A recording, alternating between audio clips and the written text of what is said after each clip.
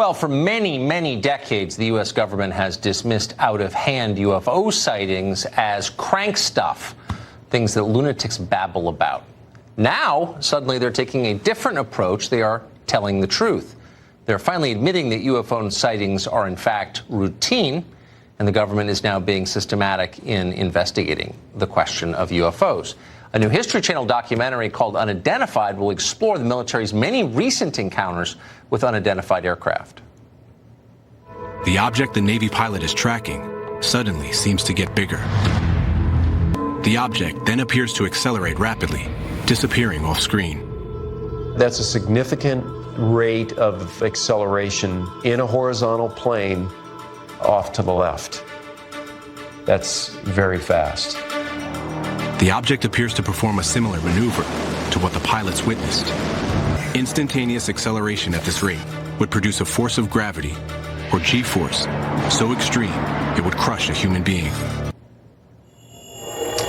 Luis Elizondo is a former military intelligence official and special agent in charge.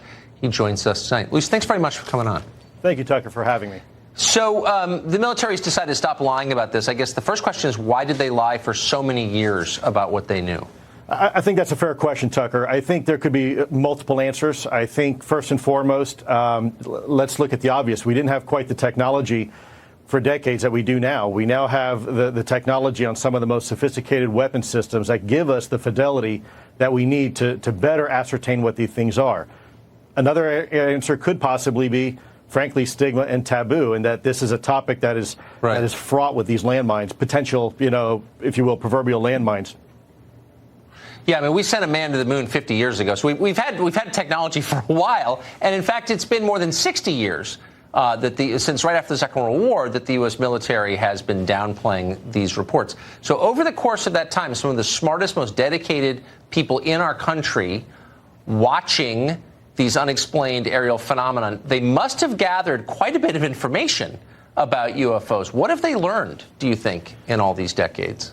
Well, Tucker, I can only answer from the time that I was with ATIP for about 10 years when I was part of that program, and we learned a lot. I think probably the most significant, if you will, results of the program were 5 observables, and you've already mentioned a few of them on your show, and that's instantaneous acceleration, hypersonic velocities, a bit of an oxymoron, but low observability, transmedium travel, and last but not least, positive lift, or in the vernacular, anti-gravity.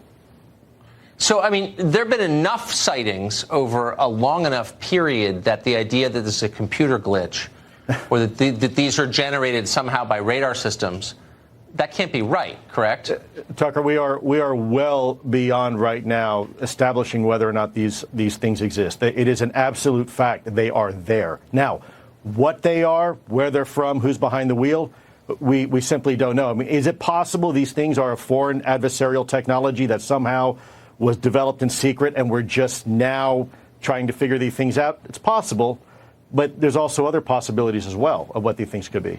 Right. So that would be the terrestrial explanation. Just assign off the top of your head a likelihood of that being the case, that these are Russian or Chinese. Boy. Tucker, you don't want me to give my opinion. The one thing I learned in intelligence, there's a lot.